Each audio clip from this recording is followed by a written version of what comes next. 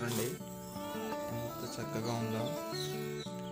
అలా పచ్చని పొలంలోకి వస్తే ఇక్కడ మన జనుము చేను దగ్గర ఒక హనీబీ లాంటిది కనిపించింది. అది చూడండి ప్రతి పువ్వు మీద ఎలా వాలుతుందో. అది ఏం చేస్తుందో మీకు ఎవరికైనా ఐడియా ఉంటే కామెంట్ చేయండి ఫ్రెండ్స్. వీడియో చివరి వరకు చూడండి, చాలా ఇన్ఫర్మేటివ్గా ఉంటుంది. ప్రతి పువ్వు మీద వాలుతుంది కదా. అరే ఏంద్రా నువ్వు నన్ను వీడియో చేస్తున్నావు అని చూస్తుంది అది.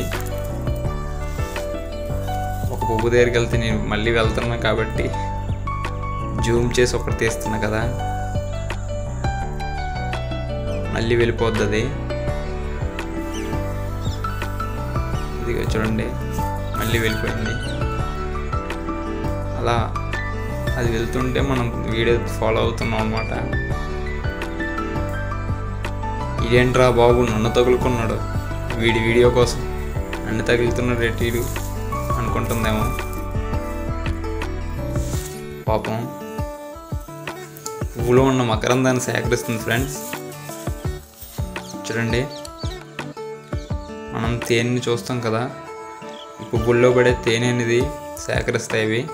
మకరందాన్ని సేకరించి తేనె పట్టుగా మారుస్తాయి.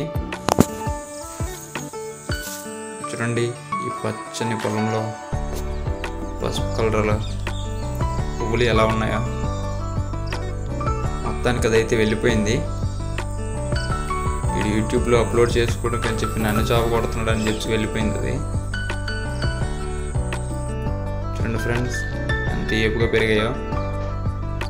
మీరు ఎప్పుడైనా వీటిని చూసుంటే కామెంట్ చేయండి. దీని పేరు జనుము చేను అంటారు.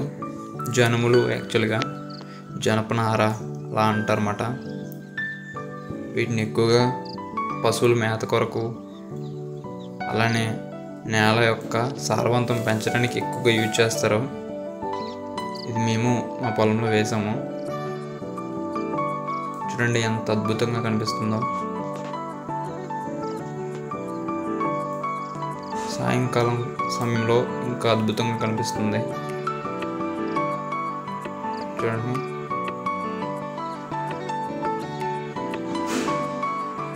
మన వీడియోస్ మీకు నచ్చినట్టయితే సబ్స్క్రైబ్ చేసి కామెంట్ చేయండి ఫ్రెండ్స్.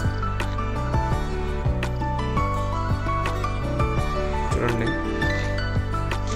పొలం దున్నిన వెంటనే జల్లుతో మాట.